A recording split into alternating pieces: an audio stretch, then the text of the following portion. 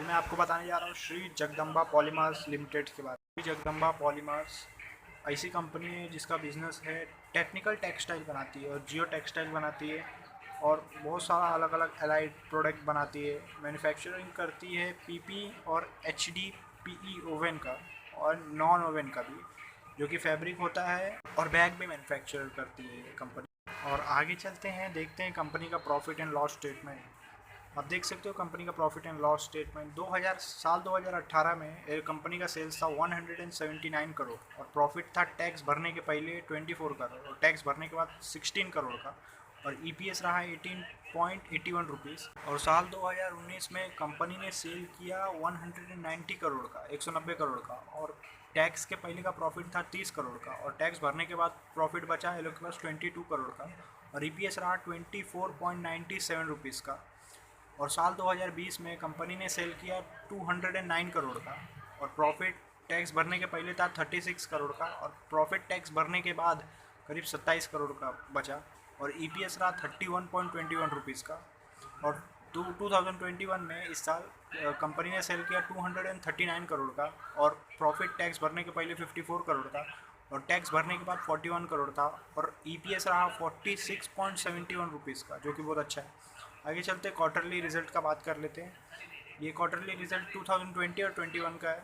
First quarter में company ने cell किया था 43 करोड़ का और प्रॉफिट बिफोर टैक्स था 10 करोड़ और प्रॉफिट आफ्टर टैक्स था टैक्स भरने के बाद 7 करोड़, और ईपीएस रहा 8.15 रुपीज़ का।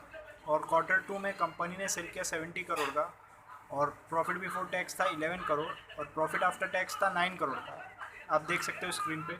और ईपीएस था 9.75 रुपीज़ का। और थर्ड क्वार्टर में कंपनी ने सेल किया 68 करोड़ का और प्रॉफिट बिफोर टैक्स था 15 करोड़ का और प्रॉफिट आफ्टर टैक्स था 11 करोड़ का, और ईपीएस रहा इस दौरान कंपनी का 12.97 रुपीज़, जो कि बहुत अच्छा है।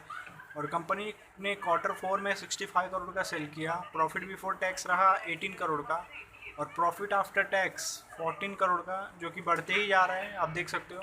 और ईपीएस इस दौरान रहा 15.84 रुपीज़ का, जो कि कंसिस्टेंटली ग्रो हो रहा है, जो कि बहुत अच्छा है। आगे चलते रेशियोज देख लेते हैं कंपनी का। मार्केट कैप कंपनी का 775 करोड़ का है, अभी जो करंट प्राइस चल रहा है 885 रुपीज़ का है, और पीई 18.9 है पीई, और बुक वैल्यू 152 रुपीज़ का है। आरओसी 38.3% इस साल जनरेट किया और आरओई 36.4%, जो कि बहुत ज़्यादा ही अच्छा है। और डेप्थ इक्विटी 0.28 है, 1 से कम रहता है तो बहुत ज़्यादा अच्छा माना जाता है।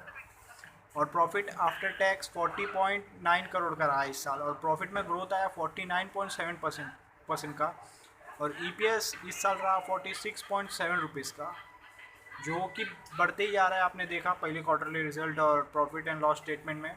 और डेप्थ देख लेते हैं, कंपनी के पास डेप्थ कुल मिला के 37 करोड़ है, 37.2 करोड़ है, जो कि लॉन्ग टर्म और शॉर्ट टर्म दोनों डेप्थ है। और कंपनी के पास बैंक और कैश जो कि हाथ में है और बैंक में डिपॉजिट है, वो करीब 14 करोड़ का कैश है, जो कि बहुत अच्छा है। कैश और बैंक है, बैंक बैलेंस है।